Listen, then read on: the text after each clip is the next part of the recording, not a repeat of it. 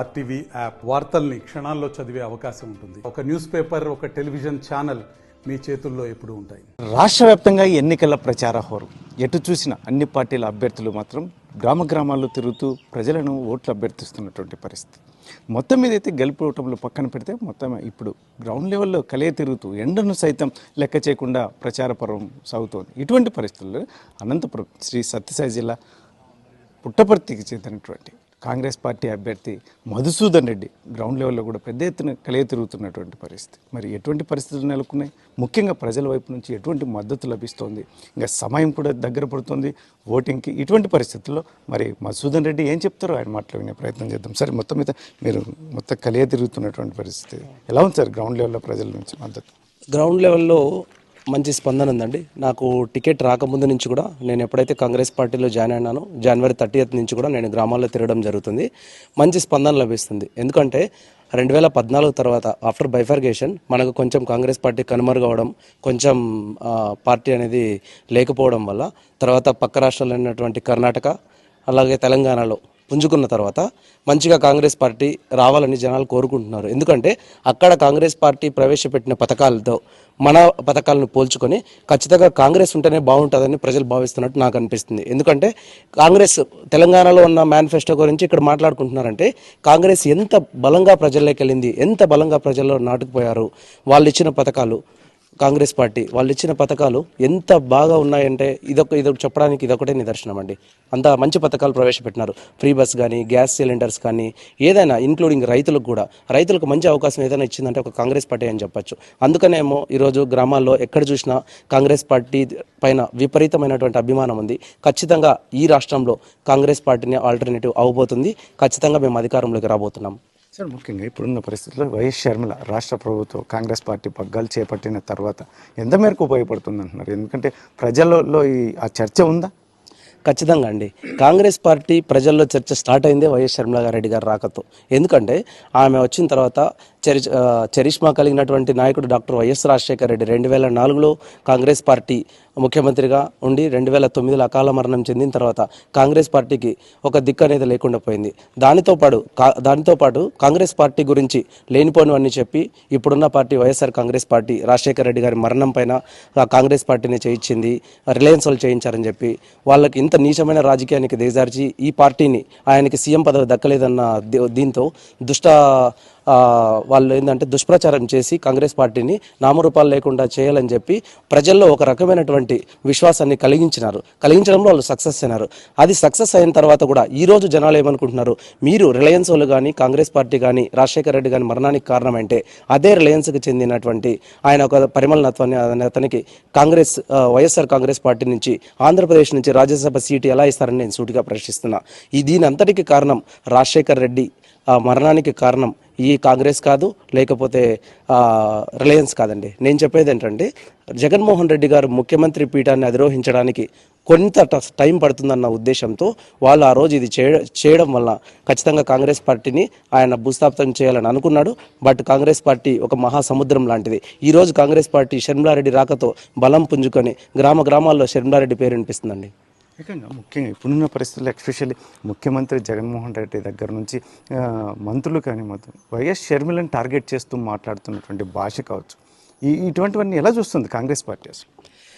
ఖచ్చితంగా అండి. ఈ రాష్ట్రంలో ఇప్పుడు జగన్మోహన్ రెడ్డి గారు ఏదైతే చెప్తున్నారో, ఒకరోజు ఆయన ప్రతిపక్షంలో ఉండి చంద్రబాబు నాయుడు గారి సైడ్ నుంచి, తెలుగుదేశం సైడ్ నుంచి వీళ్ళ ఫ్యామిలీని టార్గెట్ చేస్తూ, రాజశేఖర రెడ్డి గారి ఫ్యామిలీని టార్గెట్ చేస్తూ మాట్లాడిన మాటలు ఈ రాష్ట్రంలో ప్రతి ఒక్కరికి గుర్తున్నాయి. అయితే ఈరోజు ఆయన సొంత చెల్లెలైనటువంటి తోబుట్టైనటువంటి ఆమె మీద పదే విమర్శలు చేస్తూ చాలా గలీజ్గా మాట్లాడుతున్నా కూడా ఆయన స్పందించకపోవడం అనేది చాలా బాధాకరం. రాజకీయాలు వేరు, పర్సనల్ లైఫ్ వేరు. ఈరోజు ఆమె పర్సనల్ లైఫ్ను కూడా వాళ్ళు టార్గెట్ చేస్తూ ఇంత నీచానికి దిగజారుతున్నారంటే దానికి కారణం వాళ్ళకు ఒక్కటే భయం, ఈ రాష్ట్రంలో కాంగ్రెస్ పార్టీ బలం పుంజుకుంది అనడానికి ఇది ఒకటే నిదర్శనం. లేదంటే కాంగ్రెస్ పార్టీకి బలం లేదనుకుంటే మీరు మా షర్మిలారెడ్డి మా అధ్యక్షురాల పైన మీరు పర్సనల్గా టార్గెట్ చేసి మాట్లాడడం ఇవన్నీ ఎందుకు చేస్తారు? అలాగే వైఎస్ వివేకానంద రెడ్డి హత్య గురించి కూడా మాట్లాడుతున్నారు. ఆయన హత్య చేయలేదు, అందుకే ఆయనకి టికెట్ ఇచ్చినాము అని చెప్పి జగన్మోహన్ రెడ్డి గారు మాట్లాడుతున్నారు. ఆయన చేయకుండాంటే ఈరోజు సిబిఐ కూడా ఆయన అరెస్ట్ చేయడానికి వెళ్తే దాన్ని కూడా అడ్డుకునే ప్రయత్నం చేశారు. ఈ రాష్ట్రంలో రాబోయే కడప లోక్సభ ఎన్నికల్లో కూడా షర్మిలారెడ్డి గారు విజయ్ దుందుబి మోగిస్తున్నారు. దానికి కారణం ఒకటే అవబోతుంది. కాంగ్రెస్ పార్టీ ఈ రాష్ట్రంలో బలం పుంజుకోబోతుందని చెప్తున్నాను. ముఖ్యంగా ఇప్పుడున్న పరిస్థితులు ఎస్పెషల్లీ పుట్టపర్తి నియోజకవర్గంలో మధుసూదన్ రెడ్డి క్యాన్వాస్ చేస్తున్నాడు, ప్రజల్లో కలయి తిరుగుతున్నాడు. ఎందుకు మధుసూదన్ రెడ్డికి ఓటు వేయాలంటే ఏం చెప్తారు అసలు? గత 10 సంవత్సరాలుగా ఈ నియోజకవర్గాన్ని, పుట్టపర్తి నియోజకవర్గాన్ని మాజీ మినిస్టర్ అయినటువంటి పల్లె రఘునాథ్ రెడ్డి గారు, అలాగే ప్రస్తుత ఎమ్మెల్యే దుద్దుకుంట శ్రీధర్ రెడ్డి గారు మేము బ్రహ్మాండంగా ఈ పుట్టపర్తి నియోజకవర్గాన్ని అభివృద్ధి చేస్తామని చెప్పి మాయమాటలు చెప్పి గురు శిష్యులు ఇద్దరు ప్రజల్ని మోసం చేస్తున్నారు. దానికి కారణం ఏంటంటే మాజీ ఐటీ మినిస్టర్ అయినటువంటి రఘునాథ్ రెడ్డి గారు ఆయన హయాంలో ఖచ్చితంగా పుట్టపర్తికి మంచి ఇండస్ట్రీస్ తీసుకొచ్చి డెవలప్ చేసే అవకాశం ఉన్నా కూడా తను చేయలేదు. దానికి కారణం పెద్ద అవినీతిపరుడు. అవినీతిపరుడుగా ముద్ర వేసుకున్నారు కాబట్టి ఈరోజు ఆయన డెవలప్ చేయకుండా కియా దగ్గర ఎక్కడో భూములు కొనుక్కొని అటు ఈరోజు ఈ సత్యసాయి జిల్లా అయినటువంటి ఈ జిల్లా నుంచి పక్క మండలానికి, పెనుగొండ దగ్గరలో ఉన్న మండలానికి అక్కడ ఉన్న కియా ఫ్యాక్టరీకి కూలికి వెళ్తున్నారంటే ఈరోజు ఈ జిల్లా ఏం అభివృద్ధి చెందలేదని చెప్తున్నా. అలాగే ఈరోజు ప్రస్తుతం ఉన్నటువంటి ఎమ్మెల్యే గారు దుద్దుకుంట శ్రీధర్ రెడ్డి గారు కూడా ఆ రోజు చాలా వాగ్దానాలు చేశారు. 700 కోట్లతో పుట్టపర్తిని అభివృద్ధి చేస్తాను, పర్యాటక రంగాన్ని అభివృద్ధి చేస్తాను, బాగా చేస్తానని చెప్పి ఈరోజు పుట్టపర్తిలో ఒక్క అభివృద్ధి అయినా కనిపిస్తుందా మీకు? ఆ రోజు సాయిబాబా గారు ఏదైతే నిర్మించినారో ఆ భవనాలు ఈరోజు కూడా గవర్నమెంట్ కార్యాలయాలు కూడా అదే భవనాలు ఉన్నాయి. అలాగే మనకు పెద్ద విద్యా సంస్థలు, గవర్నమెంట్కి సంబంధించిన విద్యా సంస్థలు ఈ జిల్లా హెడ్ క్వార్టర్స్లో ఏమీ లేవు. మౌలిక సదుపాయాలు అసలే లేవు. ఆ రోజు బాబా గారు ఏదైతే చేశారో ఇప్పటికి కూడా అదే కొనసాగుతుంది. ఈ పుట్టపర్తిలో బాబా గారు చేసిన సత్యసాయి బాబా డెవలప్మెంట్ తప్ప ఈ నియోజకవర్గంలో వీళ్ళు చేసిన అభివృద్ధి ఇద్దరు మాజీ ప్రస్తుత ఎమ్మెల్యేలు ఇద్దరు ఏం చేయలేదు. అందుకనే నేనేం చెప్తున్నా అంటే ఈ నియోజకవర్గ ప్రజలకి యువకుడు అయినటువంటి నేను, అలాగే రైతు బిడ్డ అయినటువంటి నేను ఈ నియోజకవర్గంలో పలు సమస్యలు నాకు తెలుసు. నేను ఇంతకుముందు గ్రామాల్లో తిరిగేటప్పుడు కూడా చాలా సమస్యలు ఐడెంటిఫై చేసిన, ఖచ్చితంగా ఆ సమస్యల్ని తీర్చి ఈ జిల్లాను, అలాగే హెడ్ క్వార్టర్స్ అయినటువంటి పుట్టపర్తిని, అలాగే ఈ నియోజకవర్గాన్ని డెవలప్ చేయాలని కంకణం కట్టుకున్నా. అలాగే మీరు తీసుకుంటే వలసలు తీవ్రంగా ఉన్నాయి. మన పుట్టపర్తి నియోజకవర్గంలో పక్క రాష్ట్రమైన బెంగళూరుకి వెళ్ళడానికి వలసలు నిరుద్యోగంతో సతమతం అవుతూ వాళ్ళు బయటకు వెళ్తున్నారు. అందుకనే ఆ వలసలు నివారించి ఇక్కడికి ఫ్యాక్టరీస్ తీసుకొచ్చి ఖచ్చితంగా డెవలప్ చేయాలని అనుకుంటాను. అందువల్లనే నాకు వాళ్ళిద్దరికీ కాకుండా పుట్టపర్తి ప్రజలు ఈసారి నన్ను ఆశీర్వదిస్తారని నేను కోరుకుంటున్నాను.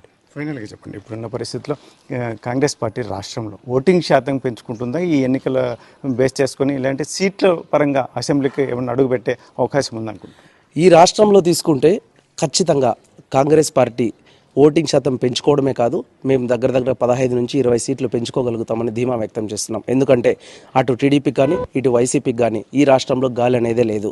అందువల్లనే ఈ రాష్ట్రంలో మేము 15 నుంచి 20 సీట్లు గెలవబోతున్నాం. కీలక పాత్ర పోషించబోతున్నాం. గవర్నమెంట్ ఫామ్ చేయడంలో కూడా కీలక పాత్ర పోషించబోతున్నాం. అలాగే ఇంకొక విషయం చెప్పాలనుకుంటున్నా, ఈ రాష్ట్రంలో నిన్న మేనిఫెస్టో రిలీజ్ చేసినటువంటి జగన్మోహన్ రెడ్డి గారు రైతులు ఎంతగానో ఎదురు చూశారు. ఈరోజు మేము గ్రామాల్లోకి వెళ్తుంటే రుణమాఫీ ఎక్కడ, కనీసం మీకు రైతులంటే ప్రేమ ఉంటే 50,000 లేదంటే ₹1,00,000, 1,00,000 వద్దులే 50,000 కూడా మీరు రుణమాఫీ చేయలేదంటే మీరు రైతులకు ఎంత వ్యతిరేకమో ఈ రాష్ట్ర ప్రజలు గమనిస్తున్నారు. అందుకే ఖచ్చితంగా రాబోయే రోజుల్లో కాంగ్రెస్ పార్టీని గెలిపిస్తే రైతు రాజ్యం వస్తుంది అని తెలియజేసుకుంటూ సెలవు తీసుకుంటున్నాను. Thank you.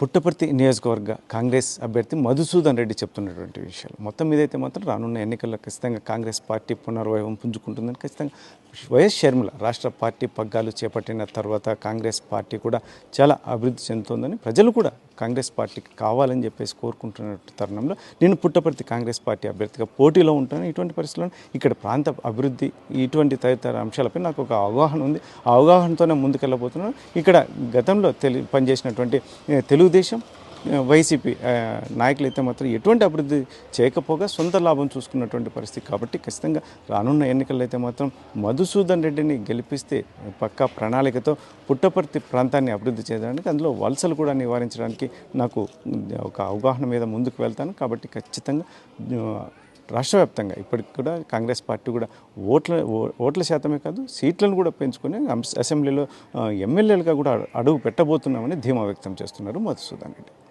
కెమెరా పర్సన్ సుధాకర్తో చెల్లకనేడు RTV అనంతపురం జిల్లా.